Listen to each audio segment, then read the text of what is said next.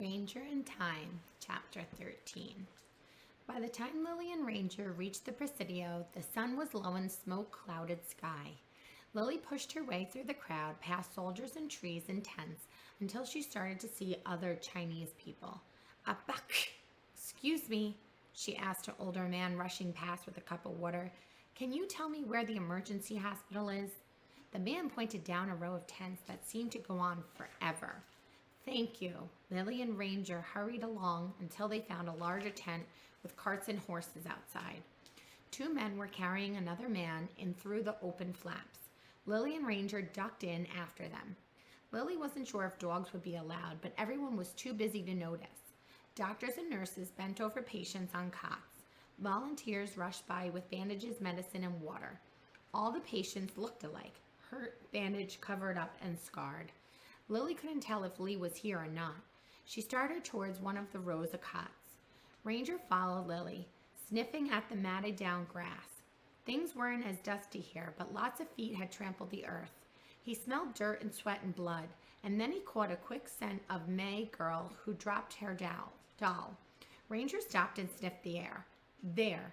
He nudged Lily down a row of cots. "Where are you going?" Lily said. "Do you smell something?" Ranger tracked the scent to the far side of the tent. Lily trailed after him until she spotted Lee on the very last bed. May knelt beside him. "You're here." Lily rushed to May's side and threw her arms around her. "You came," May said. Ranger wagged his tail and sniffed at Lee on the cot. The boy was awake. He looked exhausted and his cheeks were flushed, but he gave a weak smile when Ranger licked his hands. "Thank goodness," May said. "I got the papers, but I couldn't find you when I went back to the laundry. You didn't come and I was afraid." "We did come. You were already gone." "The soldiers." May's eyes filled with tears. "It's all right," Lily said. "We're here. Did you find your family?" May shook her head. "I've looked everywhere, but it's like searching for a needle someone's dropped in a wide open sea." She looked at Lily's pack and smiled, reaching out for the little cloth doll. "You found my doll?" Ranger sniffed at the doll again and barked. He'd found May. He'd done his job again, but when he poked his nose deeper into Lily's bundle, the first aid kit still felt cool and quiet. "When we would get to go home." "Is this your dog?" a nurse asked. Her eyes landed on the bamboo cage beside Lee's cot, and birds too. Lily nodded. "I'll take them out soon, but please, can we stay for a few minutes?" "The dog Cheers, my friend's brother." The nurse looked down at Lee and smiled a little bit, but when she put a hand on his forehead, her eyes filled with concern. "He's got a fever," she said. "Has he ever been treated for infection?" I'm not sure," Lily said. She tried to remember what the doctor had told them back at the pavilion. With the fire and evacuation, it all seemed like a blur. The nurse looked at May. "Where are your parents?" "I don't know," she answered. The nurse knelt beside Lee and curled her fingers around her wrist. She lifted the blanket that covered his legs and pressed her lips together. Then she turned back to May. "I don't want to scare you," she said quietly, "but you need to find your parents. I looked for them when I got here, but it's so crowded. Everyone's huddled in the tents. I don't know where to start." May grabbed her father's jacket from the cot and pulled it close. "We'll find them, May. We will," Lily said. "I found you, didn't I?" She looked down at Ranger, who was sniffing at May's little doll. "Actually, it wasn't me. It was the dog. It sounds odd, but I think he smelt you." She paused for a moment, then took the jacket from May's hand and held it out to Ranger. Ranger sniffed the woolen fabric. "That's May's father's, Mr. Wong. Smell him?" Lily rubbed the sides of the jacket together and put it right up to Ranger's nose. Ranger sniffed again. The jacket smelt of dust and smoke. It held Lee's scent and May and someone else, but that person wasn't here in the hospital tent. Ranger looked up at Lily. "Stay with your brother. I'll take the dog and go look for him," Lily told May. She didn't want to leave the tent, not with night falling, not when she felt so alone and finally found her friend. But May couldn't find Lee by himself. If the soldier was right, if they'd sent all the Chinese refugees to Presidio, then Mr. Wan had been there too. Lily gazed down at her tiny golden bird in its cage on the floor. "You could watch over Lee while we're gone." She looked up at the nurse. "Is it all right if he stays for just a while, please?" She nodded. "Perhaps his song will brighten up this night." "He didn't sing," May said. "Not yet," Lily added, "but maybe someday when things are better." Lily knelt and looked into the cage. The little canary hopped over to the side, just inches from her nose. It reminded Lily of the way her goldfish used to come to the glass to say hello. She took May's hand and promised, "I'll find your father, I will." Then Lily picked up the jacket and headed back out into the mob. Time, Chapter 14. Night Without Darkness. Find! Ranger was good at tracking people by scent. When he was practicing to be search and rescue dog, he found Luke in a confusing training area with lots of other scent trails. But that hadn't been nearly as busy as this crowded park.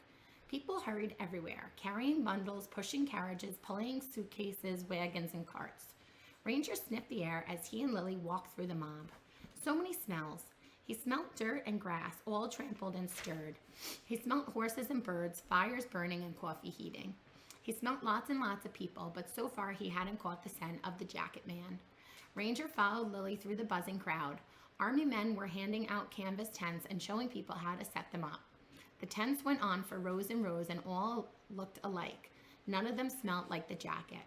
Lily's stomach ached with hunger and her legs were shaky, but she walked with Ranger up and down the rows, calling, "Mr. Wong, Mr. Wong." Lily tried not to think about Lee's hot face and shallow breaths back at the hospital. The last of the hazy sunlight disappeared, but it didn't get dark. Flames from burning cities lit the sky. It was bright enough to make out people's faces, even in the shadows. Where was Mr. Wong? Finally, Ranger paused outside one of his tents. His ears pricked up. He held his trail still and sniffed. There! Ranger barked. "What is it, dog?" Lily stopped beside the tent. She was afraid to hope, but she learned to look inside. A weak lantern lit the tiny space. A woman rested on a blanket while a man hammered a stake in the corner of the tent. "Mr. Wong," Lily called. He turned and looked puzzled when he saw Lily standing in the tent's open flap. "I'm Lily Chen, May's friend."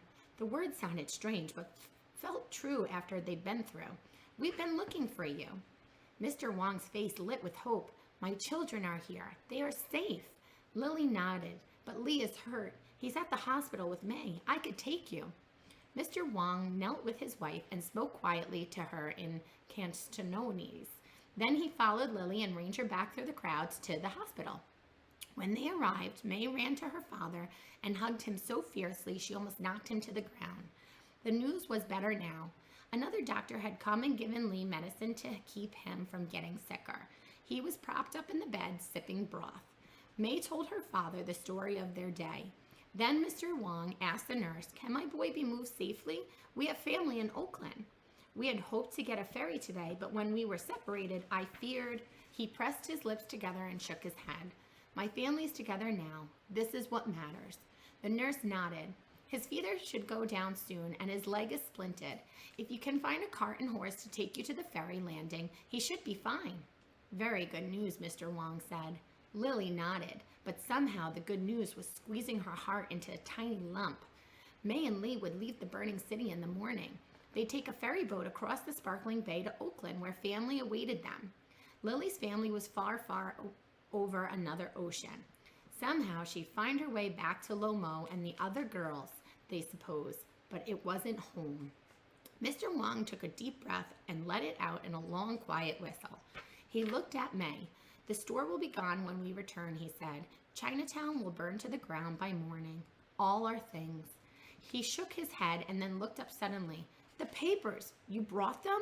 "Yes." "Oh, Father, here." May reached into her bundle of clothes and pulled out the thick envelope she brought from the store. "I'd left them behind, but Lily and I ran to save them." Mr. Wong stared at the papers. "What is good, brave daughter I have," he said. Then he looked at Lily. "Thank you for helping her, for saving my family's future and my son's." Lily nodded, but her eyes started to fill with tears and she had to turn away. May reached out and squeezed her hand.